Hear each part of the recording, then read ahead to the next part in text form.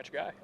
Yeah, yeah. How cool is it? And have you talked to him yet? Yes, he's here today doing his physical, Nick, and getting acclimated with everything. I think he's about to get a workout in. I'm excited. Obviously, we have a history together, and it was a good history. And he's a phenomenal person, a phenomenal player.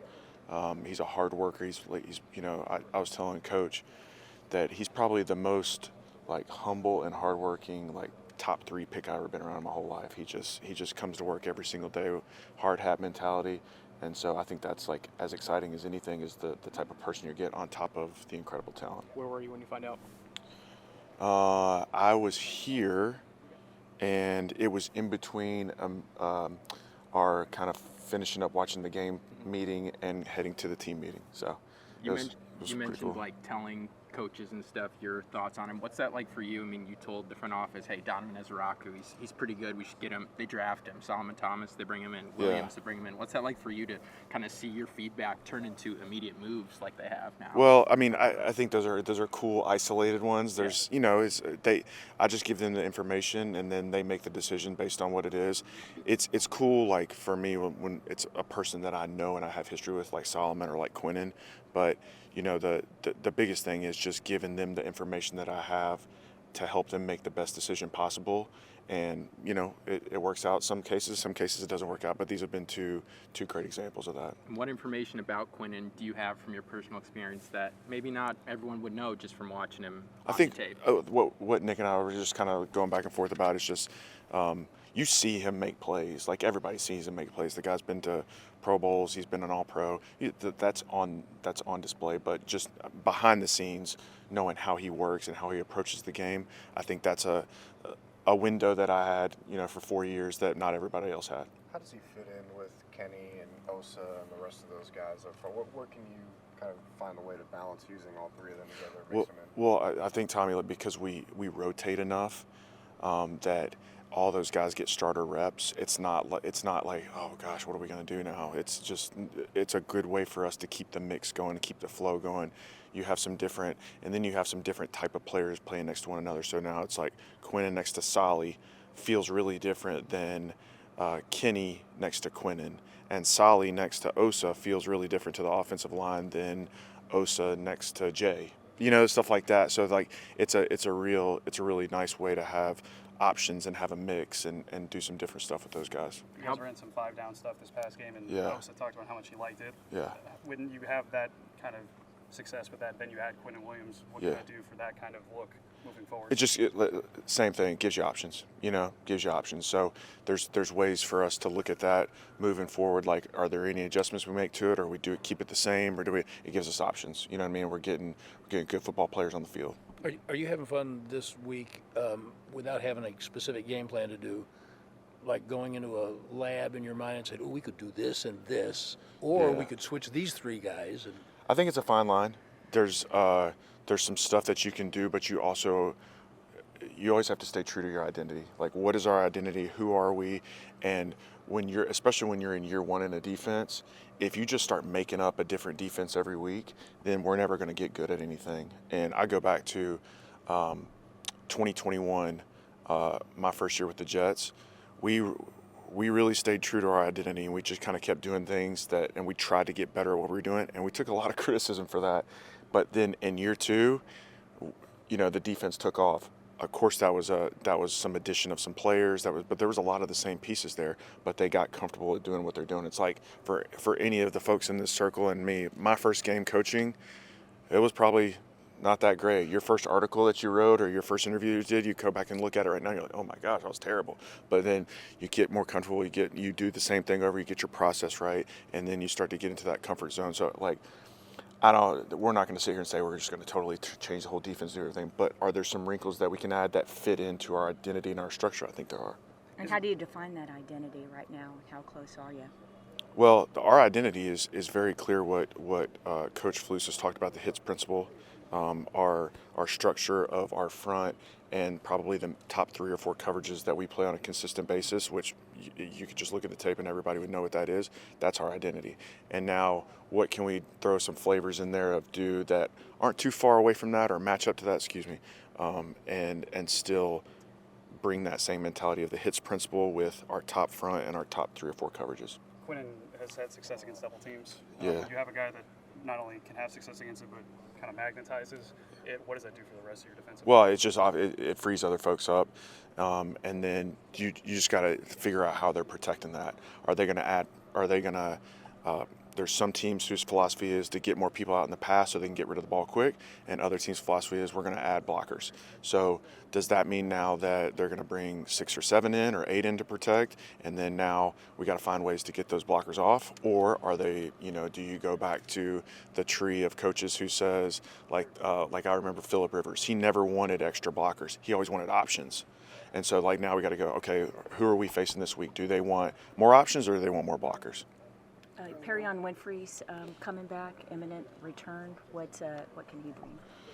Man, Chrissy, Perion and I have such a great relationship and a history too. He was with us at the Jets, but originally the way that we kind of got to know each other was the Senior Bowl. We coached the Senior Bowl when he was there, and I just love his energy. That's the number one thing. Like, we're taking football aside, his energy, his passion. I think everybody in here probably saw it in the preseason. The guy's fired up to play football. I mean, what do you not love about that? So besides the playmaking ability, because the guy's a playmaker and he's a good football player that's going to contribute, his energy, his juice, his desire is such an amazing X factor to add into the group. Was there any extra layer that Quinnen was able to unlock going into that 2022 season that helped him rattle off those 3 straight Pro Bowls and being in the building? How can you see that also translate to you? I think Nick, that was a young man who works his butt off, who's talented, come to fruition. When he first got to New York, and it had nothing to do with me, but before I was there, he took a lot of criticism as a rookie for, hey, this guy's the 3rd overall pick, he's not doing this, he's not doing that. Like I said, all of us in here, it took us some time to master our craft and really get good at what we're doing, and I think he was trying to find his way. He's trying to understand the league. It was a very different, the defenses going from college and then to the Jets his first year and then to our defense, they're all 3 really different. Not wrong, nothing's wrong with any of them, but they're all 3 really different. So I think once he found his stride as a professional and then got comfortable in what he was doing, you saw the work ethic and the talent pay off. Would you walk us through, if you would, the 48 hours? I don't want you to think you've walked into a psychologist's office or anything, but you're gutted by the Monday night win, and you come back and you just picked up Quinnen Williams. And where are you today with? I think where I'm at, babe, on that is number one. I know Quinnen really. I mean, we spent every day together for 4 years, basically except for the summer. So I know him, I know what he brings. So there's not a lot to think about in that situation. I think my sole focus right now is what do we need to do to get better, and that's kind of what I've been focusing on since the end of that Arizona game. And that's how you do after every game is, what do we got to get fixed? What do we got to get better at? How can we put these players in a better position? Like, what am I doing in my coaching process to make sure that these guys have the information they need, the technique work that they need, they get the reps that they need to be successful in a game. So now it's an extended version of that. Now I got more time to really dig into that. And it's like anything that we do in this world. Sometimes when you take some time to really step back and have a clear look at something, like more of a bird's eye view than all right, on to the next opponent, on to the next thing, you can really get some good answers out of that. So that's kind of where my brain's been after that, because it's different in the sense of where you trade for a player and you don't know him. I was like, I got to hurry up and get to know this guy. It's like riding a bike. I mean, we were split up for 8 months, right? Can we assume that you became a better coach? Yes. Every time we get a good player, I become a better coach. That's just how it works. It's like this. It's a players' league. Players play. I don't ever cross the white lines. Those guys deserve the credit. Can you talk about your relationship? Obviously, it gets intense on the sideline. Everyone's seen the clip. Oh yeah. But did you guys get even closer because of that? And is it more of a respect thing about 2 guys trying? Yeah. The funny part about that clip is I always tell everybody. I'm assuming you're talking about the one where we're screaming at each other on the sideline. The funny part about that is the cameras made sure to turn when we were hugging it out right afterwards. You know what I mean? And so it's a passionate game. And we're both passionate competitors, and we both want the same thing. and we started out that game and it wasn't going the way that we all wanted it to go, and there was a misunderstanding, and we're both fired up, and then we're in the same mode in the middle of a game, and it turns out and it comes out in that passion, and sometimes it comes out in frustration, but it was all love 5 seconds later. So you didn't look scared, blowing up. I mean, it probably wouldn't have ended good for me, but at least they know I was ready to go. What's the next step for Azaraku, and how can this move help benefit the edges as well for more one-on-one opportunities? What's next for him is you have to continue. One thing that I've been talking with him about a lot, Nick, is when you're in college, and you're better than the other guys, you could just kind of go up and show up, and you probably beat them one-on-one pass rush pretty often. These guys, this is the National Football League. Everybody's good. You know what I'm saying? Everybody was the best football player, basketball player, wrestler, and track and field athlete at their school. Everybody was. So you're not different than those guys. So now, week in and week out, Donovan has to learn what it's like. The great ones learn that I've got to adjust what I'm doing every week to the other team's strengths or weaknesses, how this guy sets me, what their protection is. All that is completely different than hey, I'm just going to show up against team X, Y, and Z, and I probably never look at the tape and I could beat this guy one-on-one. He wasn't like that in college, but there's a lot of guys who are, and they get to the NFL like, oh, wait, I'm not winning like I used to. I used to just show up and beat everybody. This league ain't like that, In that respect, was it good or bad for him to get Mailata right out of the chute? Like I said, everybody's good, so that's so you're rushing Mailata is totally different than rushing a smaller athletic tackle. So you're just learning that process of weekly looking at who you're playing against, what their strengths, weaknesses are, and then how it ties into how they protect, what their philosophy is, how many blockers they have, how do they tie it into the run game, all that stuff. That's a completely new picture every week. Brian Schottenheimer talked about how Jadeveon Clowney's really kind of come on and gotten comfortable for you guys. What have you seen from him, and what are your thoughts on his play going forward? I mean, my thoughts are I'm really good at doing like this. Hey, man, great job, dog. I think the biggest thing was for him, and this was self-admitted, is having no training camp. It just takes you a little bit of time. The way you get better at playing football is playing football. Not you can train all you want. That first team period in training camp, you feel like somebody ripped your lungs out. It's just how it goes. And he worked really hard the whole offseason. He came in great shape. There was nothing wrong. It's just he started to get his legs up underneath him. He started to get that football wind back, and you see what he's capable of. Thank you. Appreciate it. It's been tough because you had injuries to Malik. Yeah. You've had injuries to Dono, who you guys rely on now. And then Wani had the migraines, and Malik's been playing mainly special teams. How tough is it to kind of get that group going the way you want to? Well, that's always a part of it, and continuity is always a good thing. Mm-hmm. And just the more they play and practice together, the closer they'll get. The unspoken communication is what we're really talking about there, and they learn and grow from being out there together. So I'm anticipating them, all of them continue to improve and get back out there and when they can and keep getting better. How important is the communication aspect of it when you're playing zone? Yeah. Because some of the veteran corners say, I want to play more man, but your group has got to stay back there. Last line of defense. Yeah, so I think it comes down to what's best for the team in that moment, the matchups, the team, who we're playing. There's a lot of factors that go into that. But as far as communication, there's communication in both. Mm-hmm. As soon as people start moving in man, you got different calls you got to make, different adjustments you got to make, your alignments, who's back, who's up, all those type of things.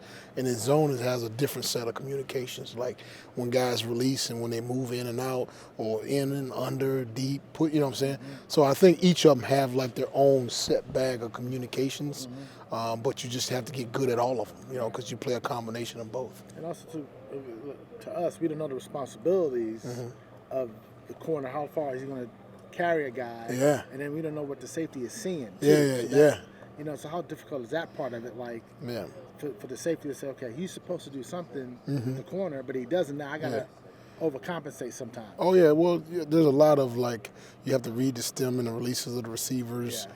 That they study that a lot, and then what type of routes they run from certain alignments or certain whiffs and certain motions, or who's paired together with who. So there's a game within the game there, and in both situations, the corner and safety have to play off of one another and have really good communication and nonverbal and verbal communication as well. Reddy Stewart had to go help you out a little bit. Oh yeah. How important was that, just to say, hey, I can move you in a pinch? Yeah. Well, what happens is, just like anything else, the more you can do, the more valuable you become. And he's a young man that's always prided himself in kind of knowing multiple spots and doing multiple things, and that's kind of been his role. And he's done a really nice job of that, being ready and available and getting a couple reps here, getting a couple reps there, and just being versatile. That's a skill in itself. How much have you missed Dono? Because Dono's very quiet around us, so I assume he's talking in the meeting. Yeah. How much have you missed him and Malik? Because those are two veterans who've been around. Yeah, I mean, both of them veterans. Both of them have a wealth of knowledge. Both of them have played together, have great communication. Both of them they're leaders on this football team, I think, spoken and unspoken. And anytime you can get guys like that back and have guys, around that have that level of communication and work ethic and leadership qualities within them, I think that just helps your team. Cool. Mm-hmm. Appreciate you, sir. Yes, sir. Been all right? Yes, sir. You guys, you gonna go anywhere for the bye week? I'm gonna be chasing my kids around here a little bit. I gotta do that a little bit, which is good. All right, thank you.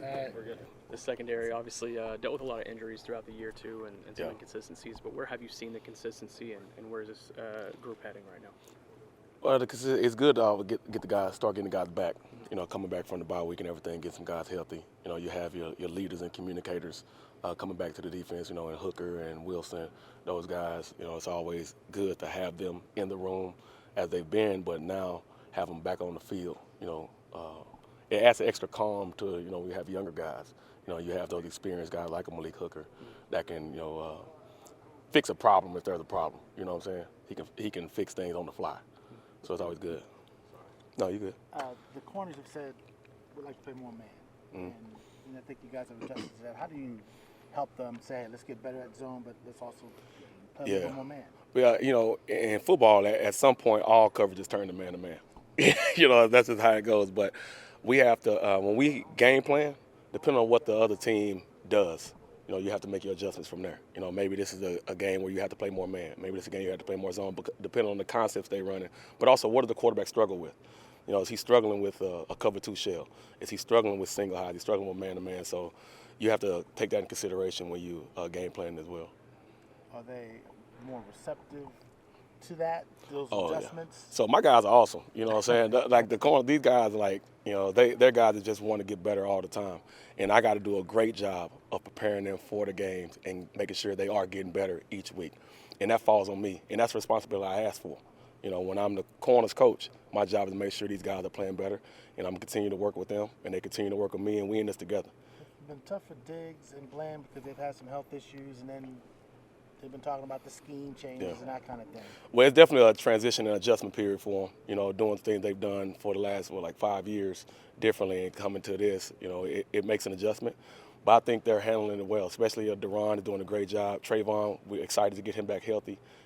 That's been good for him to get some rest and recovery that he's doing. And he's been in the meetings, trying to get dialed in, learning all the things we're doing, the adjustments we're making.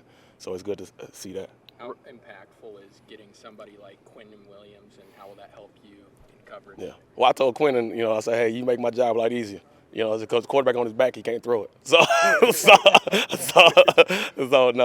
It's exciting to have him in there because he's a guy that's going to garner a lot of attention. Revel, obviously, he's itching to get back, but and without putting expectations on him, what can you expect out of him in a year, or what do you want to see from him the rest of the year? What I want to see from Vaughn is just go out there and play with the energy that he has and the love for the game he has. Like, this dude is always on my coattails. Ask me, so I was like, Vaughn, I got to answer this other person's question before I can answer yours. Like that. But that's what's so exciting about him is that his passion and eagerness to be out there, it's magnetic and it spills over to everybody. So having him out there, having him at practice the last few weeks has been great as well. You see his movement skills are there and starting to come back, especially with him, after coming off of the knee and everything. So he's excited to be out there, and I'm excited to get him out there. Is there anything about his physical traits that have shown up yet in practice? I know it's tough in his practice. But... Yeah, no, you can still see it. I mean, this dude, he's a big, long corner that can run. And you can see it. You can see it at practice. And it's good that he's been practicing going against George and CD every day at practice. So he's getting some serious work from some very, very good receivers. How was the acclimation process? How do you plan to do that with him, and how do you kind of plan to integrate him? Yeah, so he got here yesterday and had a couple of good meetings with him. So just kind of get him caught up to speed as soon as we can, and then hit practice field on Monday and go from there. And when you're thinking about trading for a guy like that, what's the conversations like with the scouting department, and what did you see from him? Yeah, no, I think there's a lot of good open conversations with the scouting department. Logan's been a really productive player. Obviously, he takes the ball away. I think he's got the most interceptions for a linebacker in the past few years. So he's really good at that. He's good at getting to the ball. So, again, he's just a really good addition to get midseason.